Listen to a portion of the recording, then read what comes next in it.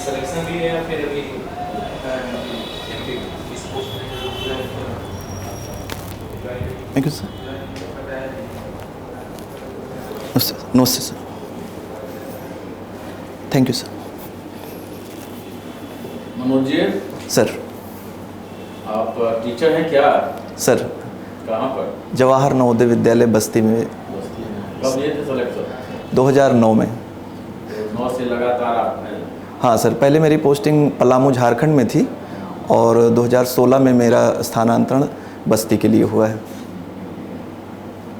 अच्छा, और जिससे आपका ऑप्शनल है हिस्ट्री? जी सर। वहाँ क्या पढ़ाते हैं? हिस्ट्री पढ़ाते हैं, सोशल साइंस। हिस्ट्री पढ़ाते हैं। तो मुगल साम्राज्य के 3 मैंने विशेषता बताइए जो अच्छे हों, और 3 उनके दुर्गुण बताइए। सर, मुग़ल साम्राज्य की जो सबसे बड़ी विशेषता थी कि उन्होंने हिंदुओं के साथ मिल के एक बड़े साम्राज्य की परिकल्पना की थी, क्योंकि उनको ये लगता था कि केवल तलवार के आधार पे इस बड़े भूभाग को अधिग्रहित करने के बाद स्थायित्व नहीं प्रदान किया जा सकता है। तो ये सबसे बड़ी विशेषता उनकी थी। और इसके अलावा वास्तुकला या अन्य क्षेत्रों में भी उनका बहुत बड़ा योगदान रहा हो, चाहे हम ताजमहल की बात करें या अन्य अकबर की बात करें। उनके समय में फतेहपुर सीकरी, इलाहाबाद में भी किले का निर्माण किया गया। और चित्रकला के क्षेत्र में भी काफ़ी योगदान रहा है। तो राजनीतिक रूप से, आर्थिक रूप से भी काफ़ी, क्योंकि जब साम्राज्य बड़ा हो जाता है तो आर्थिक रूप से स्वाभाविक सी बात है समृद्धशाली हो जाता है। तो आर्थिक समृद्धि भी उनके समय में रही है। और यदि नेगेटिव बातें उनके बारे में बताई जाए तो इनके पतन के कारण में भी यही चीज़ उत्तरदायी लास्ट में हो जाती है। सबके साथ तो नहीं, लेकिन लास्ट में औरंगजेब या अन्य शासकों के दौरान उन्होंने जिस आधार पे इस शासन व्यवस्था को स्थापित किया गया था, उसी शासन व्यवस्था में जो कमियां आ गई, इसकी वजह से इसका पतन भी हो गया।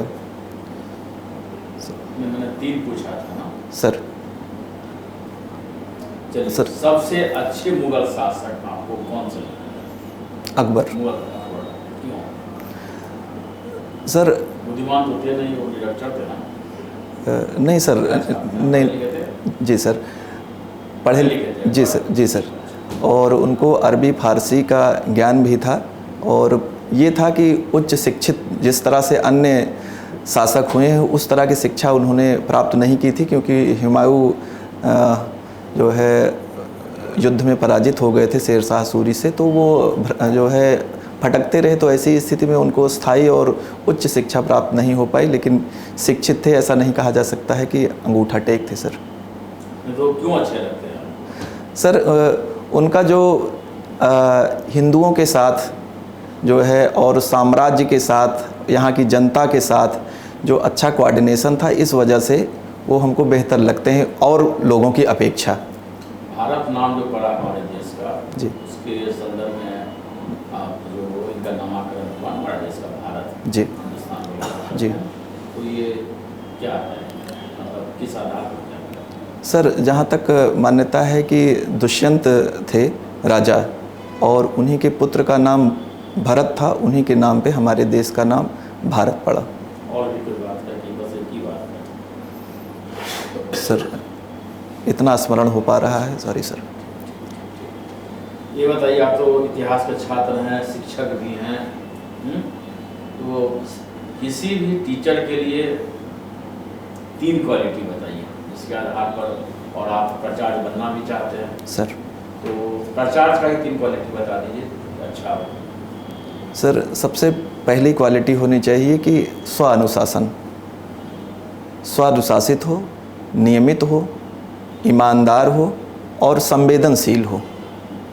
ये अगर उसके अंदर रहती हैं क्वालिटी तो वो एक सफल, बाकी तो बहुत सारी क्वालिटी होनी चाहिए, लेकिन ये मुख्य हैं जो कि किसी भी विद्यालय को स्मूथली रन करने के लिए अति आवश्यक होती हैं।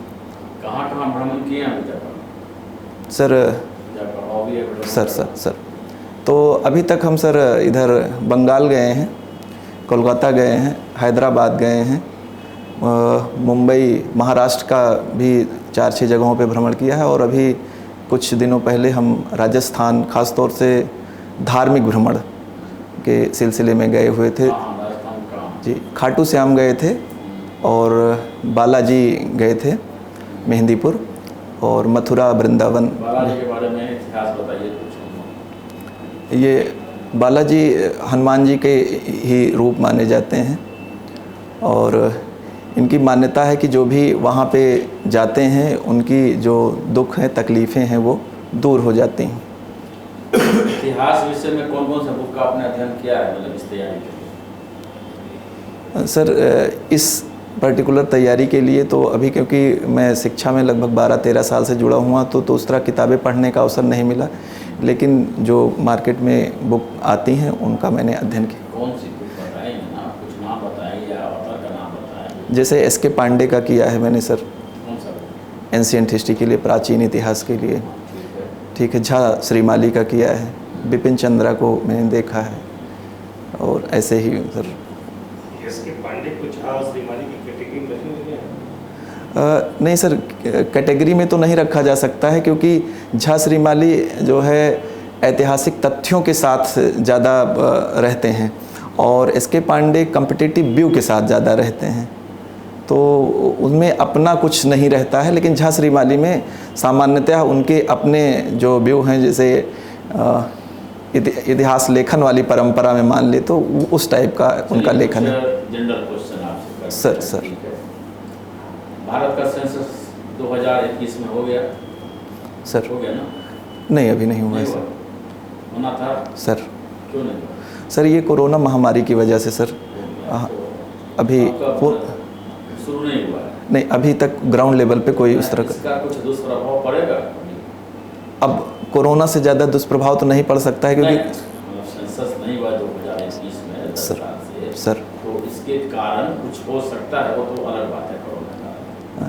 हाँ सर, प्रभाव पड़ेगा, क्योंकि जो हमारी स्कीमें बनाई जाती हैं, योजनाएं बनाई जाती हैं, वो इसको ध्यान में रखकर बनाई जाती हैं। तो ये मोटा मोटा ये कहा जाएगा कि हम लोग 2-3 साल उन योजनाओं से पिछड़ गए हैं।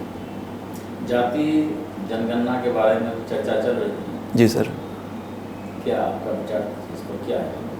सर, जनगणना जाति के आधार पे हो या जिसके आधार पे हो, लेकिन उसको बहुत मुद्दा नहीं बनाया जाना चाहिए। और होनी चाहिए, नहीं होनी चाहिए, होने से लाभ है या हानि है या क्या है, या क्या लाभ है? नहीं सर, लाभ है, कुछ विशेष परिस्थितियों में अगर देखा जाए तो लाभ है, क्योंकि जो हमारे यहाँ जो सिस्टम है कि जो विभिन्न वर्ग हैं उनको किस तरह से आगे बढ़ाया जाए। जो जाति के आधार पर जब जनगणना होती है तो उसमें बहुत सारी चीज़ें, बिंदु होते हैं, उन बिंदुओं पे पूछा जाता है घर है, नहीं है, क्या आपके पास फैसिलिटी है, खेत है, टीबी है, तो उससे ये चला जाएगा कि फला जाति के पास ये मूलभूत चीज़ों की वास्तव में कमी है। और अगर उसको आरक्षण पे ले जाया जाए तो इसमें है कि वास्तविक रूप में ये पता चल जाएगा कि जिसके लिए किया गया था उन तक ये सुविधाएं पहुंच रही हैं या नहीं पहुंच क्या पा आपको रही। लगता है कि जाति के आधार पर मूलभूत आवश्यकताएं की कमी हो सकती है या बढ़ोतरी हो सकती है, या कोई इसका और भी आधार है? नहीं, आधार तो बहुत है सर, आधार तो है। जैसे ऐसा नहीं है कि केवल खास जाति या वर्ग के ही लोग पिछड़े हैं, अगड़े वर्ग के भी बहुत सारे ऐसे लोग हैं जो कि पिछड़े हुए हैं, लेकिन सामान्यतः जब देखा जाता है तो यह जो निचला तबका है वो ज़्यादा प्रभावित दिखता है हम लोगों को। सर, मनोज जी, आप एक अध्यापक हैं और प्राचार्य के लिए एस्पायरेंट है और बन भी जाएंगे, हम लोगों को शुभकामनाएं। सर, थैंक यू अभी सर। आपने बताया कि मुगलों ने वास्तुकला का विकास किया, आपने उदाहरण दिया ताजमहल का, सर, कई किलों का। मुगल कहाँ से होके यहाँ आए थे भारत में? कैसे आए वो, कहाँ से होके आए? सर ये जो मुग़ल थे शुरुआत में फरगना जो है अफ़गानिस्तान के पश्चिम में फरगना के शासक थे, और वहाँ से ये बाबर इधर की तरफ मूव करते हैं, क्योंकि जहाँ पे संभावनाएं ज़्यादा नज़र आती हैं और परिस्थितियाँ प्रतिकूल होती हैं, उधर सभी शासक आना चाहते हैं, और वहाँ की परिस्थितियाँ प्रतिकूल थी और यहाँ की अनुकूल थी। इसलिए पश्चिमोत्तर सीमा प्रांत से होते हुए, राजस्थान होते हुए दिल्ली की तरफ आते हैं सर। मतलब भारतीय भूभाग के अलावा उन्होंने वास्तुकला कहाँ विकसित की? मुगलों की सर वास्तुकला भारत में तो है, लेकिन अन्य स्थानों के लिए सर स्मरण नहीं कर पाए, क्योंकि जहाँ तक